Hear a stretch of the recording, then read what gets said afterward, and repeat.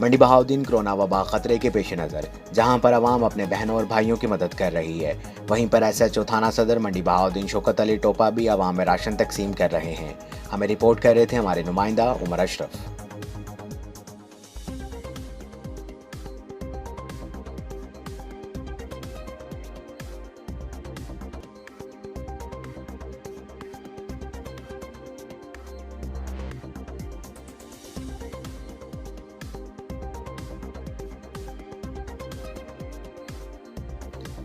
मंडी Bahauddin corona वबा खतरे के पेश नज़र जहां पर आवाम अपने बहनों और भाइयों की मदद कर रही है, वहीं पर एसएचओ थाना सदर मंडी बहाउद्दीन शौकत अली टोपा भी आवाम में राशन तकसीम कर रहे हैं। हमें रिपोर्ट कर रहे थे हमारे नुमाइंदा उमर अशरफ।